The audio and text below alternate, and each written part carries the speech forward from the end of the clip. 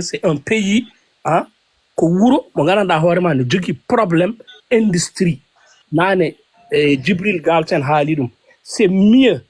et rapide de vendre un spectacle à Dakar que de vendre un spectacle en Mauritanie parce que Dakar waɗi radioji waɗi téléji ça jogi concert tu peux faire les radios et les télés donc yeɓoɓe fof ils ont la facilité de comprendre que le 16 artiste tel ne waɗa concert place tel landani Mauritanie et tu ne peux pas avoir un concert hein, en Mauritanie qui vient la veille du concert. Non, le concert doit être une fois jumelé et hunde qui prouve que tu es là. Déjà, quand Jaltin album, Boy Jara, il a sorti un album. Il fait un concert, il fait une journée de dédicace où les gens se déplacent. Ben garato jogi album mako ben gar o signano dumen. Walla ɓe fansuji makko yewtide mumen ɓe kaala yiyande maɓɓe e album o hol morceau ɓurɗo ɓe welde waɗa une communication qui vend le spectacle directement yimɓe ngara jiidirema pijjema jaldema kalton haala album ma anti tu es en train de promouvoir ton album en même temps tu es en train de vendre le spectacle tu es en train de faire affaire goɗɗo woni holɗum ñanden kadi mi yewtidi ɗum e dubidu neɗɗo wawa wadde concert o invité yimɓe waɗɓe yimɓe ɓe ngara ɓuramo yidde concert makko walla ɓuramo yidde feñde kaake makko eɗen jogui aussi on problème des fois les artistes ɓe cikkat invité de concert ko arde ngabbude dow sen yima Boy Jara ne wawi invité Jammin Tekki ara waɗa acte de présence holla Boy Jara doole il lui donne la force pour lui dire qu'on est là pour te soutenir Boy Jara yima ha mamma goto noddamen min ngabba dow sen min calmin public o min mbeeɗa juuɗe amen min tello min jaa mais hande tu prends des moyens, tu fais un concert, invite artistes, ils occupent la scène plus que l'artiste lui-même qui a organisé le concert et c'est pas normal et c'est pas juste. So net on yidi ettude tamum et spectacle yo wadan hoore mum concert. Parce que si on avait limité les invités, on avait limité le conducteur des invités, Boy Jara hay gor wa haddi dum yimde hay so police ari ma taw jomum yaare 3 wala 4 wala 5 sons. Mais ça va dire concert temdere artiste ara ala mabbe miijido ko non au concert wada pour Boy Jara on laisse Boy Jara montrer à son public ce qu'il peut faire mais min comme invitado min mi arat mi holla Boy Jara o burani kan wonde artiste mami ara mi dajjito concert c'est à dire dajjito concert wada concert ma il faut que les gens soient logiques et der hakkillaji mabbe aussi donc dum jinnom haalde mais c'est un jeune talentueux son entourage doit revoir comment il faut faire pour promouvoir ce jeune Boy Jara wana artiste mo ngawara hande fuda hande yobma hande pour les gens qui connaissent la musique et qui ont la culture de la musique Boy Jara ko neddo mo ngawata hande pada lebbi pada kitali o yobma mais sa yidi awtem hande o fuda hande ma o yobe hande mais bawo jango yobtam ils n'ont qu'à mettre Boy Jara dans des conditions. Ils n'ont qu'à mettre Boy Jara dans des conditions dont Boy Jara va être un musicien, il va être un artiste, mais il va pas être un artiste baɗonamen minen naati studio waɗa son waɗa concert ne refte jimdi mum dande Boy Jara e bindi Boy Jara e ko Allah hokki Boy Jara ko Boy Jara dépasse to yimɓe jiɗi fawdemo ɗo Boy Jara il faut lui chercher un orchestre il est jeune il commence à jouer du live à bas âge et âge mo jogui o omo haalde hongoɓe guitare omo anda notuji guitare omo anda notuji batterie ɗo e 3 ans ɗo e 4 ans Boy Jara il va sillonner le monde il va jouer dans les plus grands festivals du monde mais c'est jiɗi hannude Boy Jara e nadde studio composande ɗum beat hein composande ɗum beat e nawde ɗum fuuta e murtane waɗa concert to min jettiɗo ɗo no yettoto te omo jogui gandal omo jogui ɗemgal omo jogui hakkillantagal dépasse de to yarte hande ɗo déjà lui faire un album à son âge c'était pas c'était pas réfléchi Boy Jara devait pas faire un album o mammamu yimɓe ngoni Boy Jara devait continuer à promouvoir sa musique et à apprendre comment il faut faire la musique à développer expérience mok e nder musique mais et puis kadi jomum fondine kadi e âge mum parce que la musique Tu ne peux pas faire de la musique et vouloir dépasser ton âge. Boy Jara, wana artiste pot de borne de costume et wane clipage aduna ndara. Ko cukulel yabe bornamo borne tedi âge makko be jibnamo ko fote duubi makko hein morceau danni yanko tout ça c'est beau mais son image c'est des choses à refaire. Tu peux pas prendre un enfant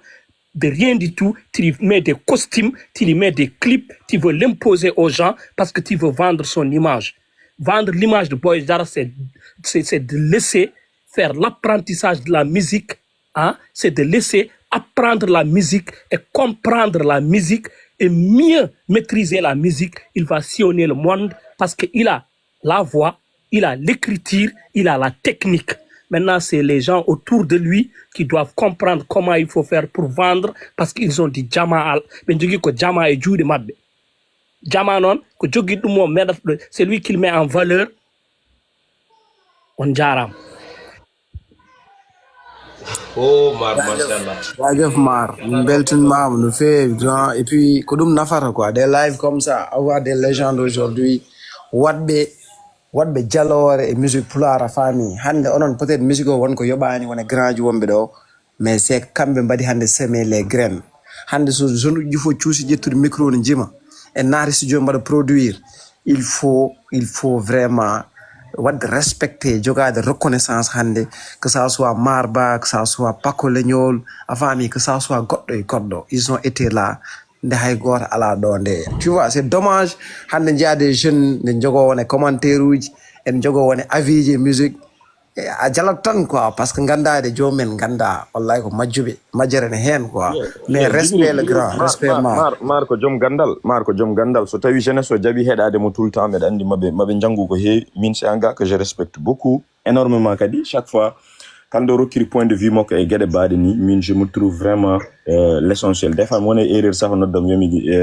miñama juumi ɗum ɗo ko ni yaari mi complique ko ha après mi wattindo jabde parce que meɗa andi ko gonga et genre mabɓe ɗen cohliɓe et devoir Paco Legnol aussi hande c'est des légendes, c'est des gens ɓe ganda ces genre de trucs so heewi enen sukaɓe eɗen kaala eɗen jiiɗi ɓe gara ɓe mbaɗa hen grain de sel mabɓe goto mabɓe rokkiri hen point de vue muɗum gonen e même longueur d'avance enen foof mais je pense ko haali ɗo ko foof eko kalmi ɗo ko eko onon ko kalɗon ɗo ko e jogorɓe arɓe ɓe ko jogori haalde ko mbeɗa andi foof so rendinama ko gandal tan wonat ɗo et puis naftorto tan ko kaldete ɗo et je pense également musique hoore mum ne sohli ɗum quoi musique ne sohli ko wiyete piece o ne sohli ɗum jam o yimɓe ne kalda ɗum gonga o ene permettre goto men foof wawde vraiment avance de demen mo woni o quoi yewtere nden waɗi fayida vraiment.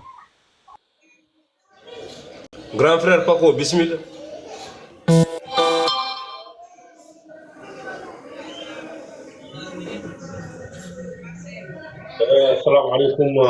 Assalamu alaikum bandiraɓe on calminama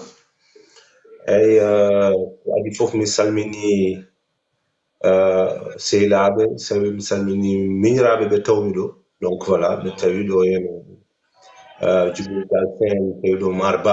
Marba kam joni diwti wonde miñiraɗo jongo jaatigi kañum wonno jaatigi kam Belgique donc voilà et Doubidou mon ami donc voilà mon petit frère aussi et Sami An mi salminima e mi heftinami ɗum donc on calminama juurama donc c'était ko P-boy P-boy. Ok, P-boy mon homme. Donc c'est la famille, hein. Donc famille au temps mi doira. Mais si elle est ko DJ Doukati kanyum naati joni.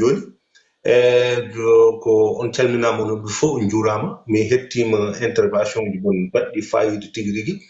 Te kati avant tout tan bien chapeau à Sami kanyum ƴettude initiative wadde surtout au live pour surtout wadde recadrer wonen gueɗe parce que ay won golle won kala ko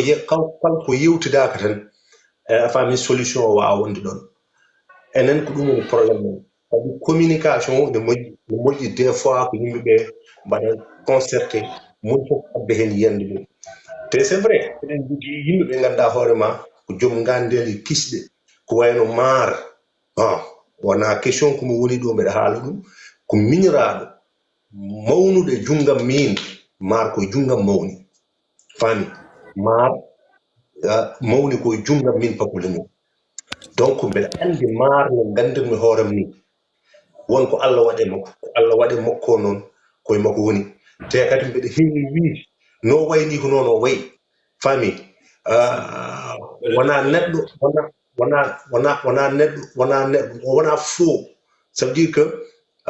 sa yimo mbirama ko neɗɗo kewɗo fitina mbira ko neɗɗo kewɗo hadara mais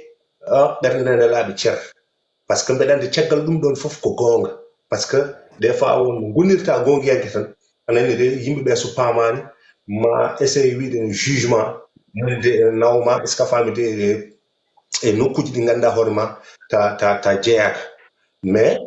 e fof waade noon ko andude hen tigui rigui est ce que a faami ko yimɓeɓe ganduɗa hoore ma hannde ene poti heɗede ene poti wattede hakkille donc mi heeɗima ɗo henne maar ko haali ko e Boy Diar fof ɗum c'est à noté ɗum fotani tan heddade e live o faami wiye tan o rewino ɗo o haali ɗum ko o haali ko nanama gasi non mais no moƴƴi des fois ko wiyete ko won fayuji e wonen erreur aji min mbiyatmi tigui rigui ko jangde nde ɗon a tirata hen leçon janggo e jaam mbasa rewde ɗon par ce que ko ɗum woni nafoore nde ayi critique il faut ko wona hen neɗɗo ko tawi a critique aka a wawa évoluer donc évolution ko critique kañum nawata ko tagata neɗɗo évoluer ko critique tagat ma yaade anani hande mbiyeɗa ko ɓurɗiɗa ko fiyani sa yeehi sa jottima ƴeewa ko ɓurɗiɗa ko woni anani janggo mbiyeɗa ko jimɗa ko welani anani de après ƴeewa aussi wadde redoubler d' effort mbatta goɗɗum e goɗɗum donc ko ɗum woni ɗon heddoro noon min ko on côté ene wayno Mara haali ko foti haalde ko fof e Boyo te yimɓeɓe yoɓe tire hen leçon anani staff makko ɓe ɓeydo tinnade ça veut dire que staff Boy Diar min hannde min mbiyatmi ko Boyo omo jogui niveau omo jogui talent a faami machallah par ce que nalankagal des fois an nalankagal yiɗma ɓuuri an jiiɗa nalankagal mbiyeɗa jogade don nalankagal don donc kanko Allah no rokkimo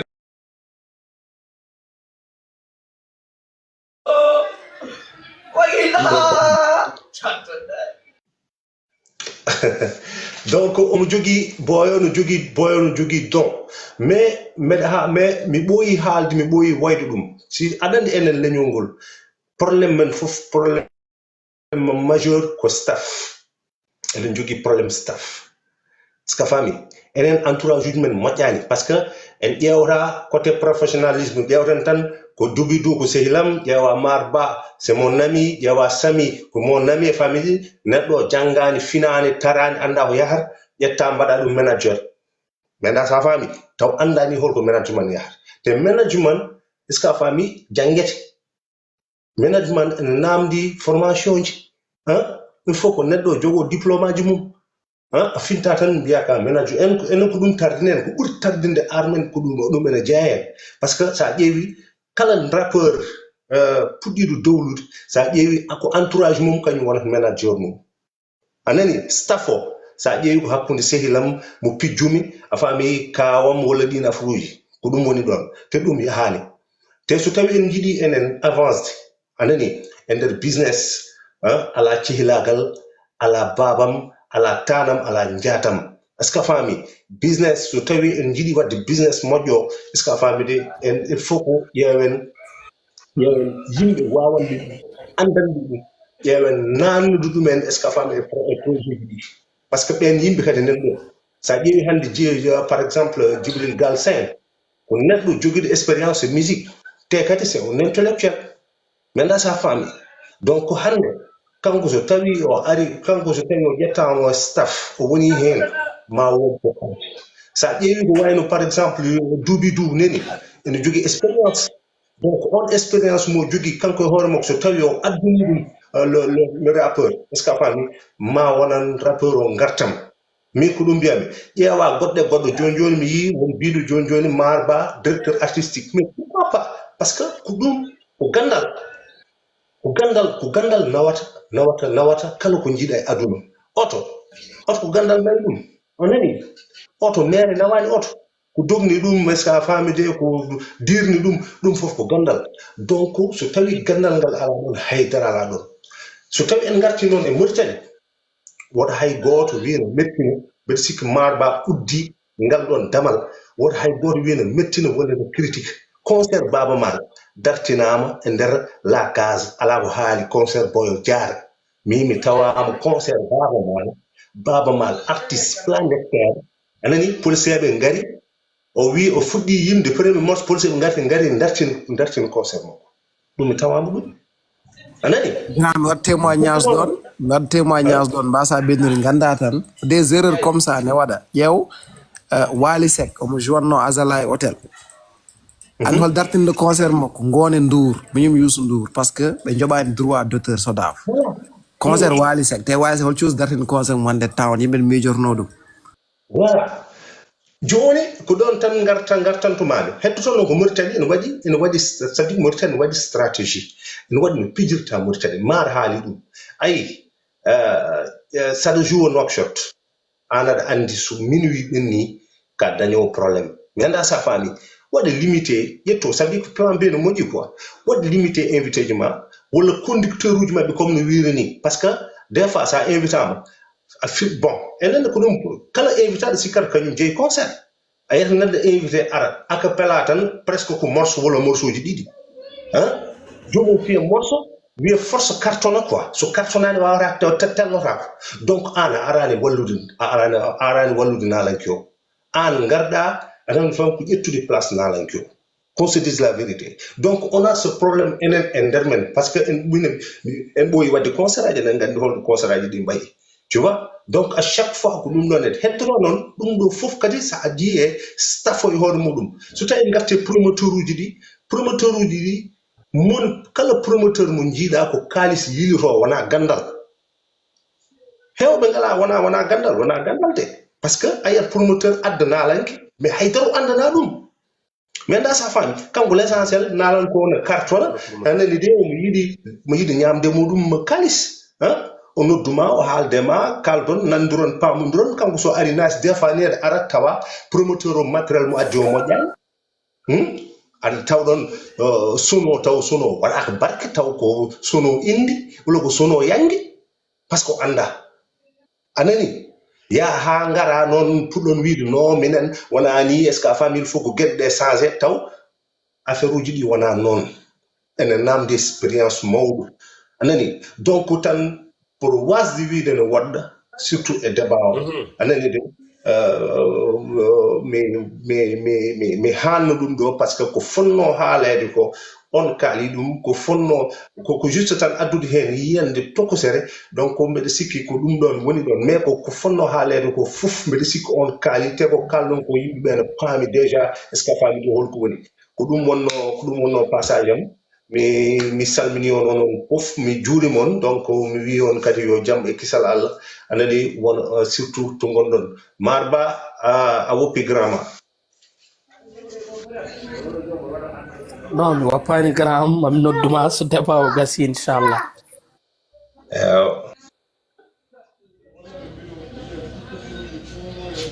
Yeah, merci Poko, merci Sami ko waɗi bouger en gontan modérateur eɗen gondi ɗo e goɗɗo no wiye Dayno ou Dino. Je vois Gilnan intervention makko e live o il donnait des messages baɗɗi pertinents et tout mbaɗa andi kanko ari wadde décrocher mon grand Mar comme DA comme directeur artistique staff Boy Diarra walla Boy Diarra te mandi Mar jaɓini déjà non Djibril Galsen gandal tan haala o ko ancien rappeur il faisait partie du groupe de rap ne wiye Ethos Posse ça fait partie des aînés qui nous ont donné le micro et qui nous ont influencé et je sais que son keɗɗimomo aussi ma on nan gandal non par force by force grand respect à vas-y Dino bismillah respect bismillah ma e naade live Sami wonti modérateur halan ɗo Pako gasnini intervention mum e mbaɗat accueillir biyeteɗo Dayno ou Dino mi dartina min téléphone ma o gaen walla bo sonnerie ma o wela en non Dino bismillah e live o assalamu alaikum jafron kom kemnot appel salminama on juuram ko adi fof mi yettimon vraiment kadi life mum noon waɗi fayida mais kadi merci vraiment e tedduɗal ngal Poko a salminama Mar e Galsen Sami mi sikku noon sono juumani min vraiment mi heeɗin fof no pako wini tan mbaɗan tan nana min gile nane mbaɗa rewoɗo mbaɗa yaha mbaɗa artiste par ce que mi intéresse kam no fewi kalkumi ko kadi nde mbar ngabbinde vraiment kam aɗani miijoji no potta tan ka mbar haali fof machallah c'est kala ko ngandumi bi sikki ko min makko poti hen kala ko haali kadi ko miijoji yimɓe fof poti haalde ko haali vraiment 99%. So mi haali tan ko mbaɗa ñambama quoi vraiment je l'encourage beaucoup parce que ko wi kon woodi je veux juste apporter tan par rapport e rendo ngon no waɗiri musique tuusi haalde gonga ko amateur ko côté amateur o ɓuri hewde c'est à dire ko mbatten ko wona mi manque wonde professionnel kadi hen sahaaji en cuusa haalde par ce que jamono joni o yennude weeɓani par ce que ɗum fof nangirte ko jannore alors que foti ko waɗede liggey par ce que musique ko industrie ko business kala ko waɗi business wiya ko gartam ko kopporeje somi pilti haala haalde kopporeje foti ñiiɓade ko ñiiɓiro noon foti wadde cellal won hunde nde sella so hunde sellani wawi yarude yeeso par ce que foti wadde ko waɗa kopporeje sino waɗa koppo waɗa ko liggina yimɓe hande liggino mbaɗo no saami to ko DJ walla ko ingénieur liggino goɗɗo e goɗɗo hande sa yi ɓiiri no waɗa musique to wona yimɓe tan kono ingénieur par ce que waɗi wattan ko balle kopporeje donc so ɗum ɗo sen paami ɗum tan ɗan affaire o sérieusement ko maare wiye boy jara ko so très important artiste sa yiya jani inde foti ɓeyde to en entourage onen en manquera directeur artiste ɗum ɗon il faut ko jogoɗa ɗum musique ko kañum ɗon toon il faut jogoɗa neɗɗo kañum wiya ko oɗo concert jowata ko ni jourata ɗum ko oɗo structure musique ma ko ni foti waɗde oɗo identité poɗɗa joggade nder studio arrangement ji oɗo morceau ko ni poɗɗa yaltir walla oɗo morceau ina nande morceau ma auto parce que des fois ɗum ɗon artiste jogo on probléme jana inspiration taw inspiration ano yaltini ɗum déjà jaltina morceau yimɓe mbiya morceau ji ma nandi saɗa joguino feedback goto derrière wima musique ma no nandi ma rente donc waɗandi ko hunde kadi koko hesti oto jennen ɗum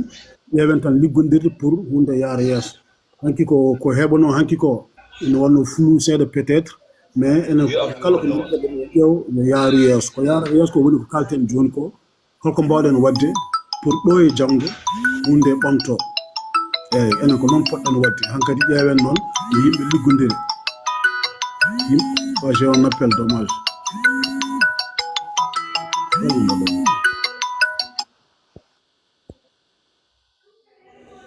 mais Sami ko an jogi ɗo wikko mi anda ɗum ɗo itel ga pardon yaafude la ko grand o yaafo jafde min heeɓi appel quoi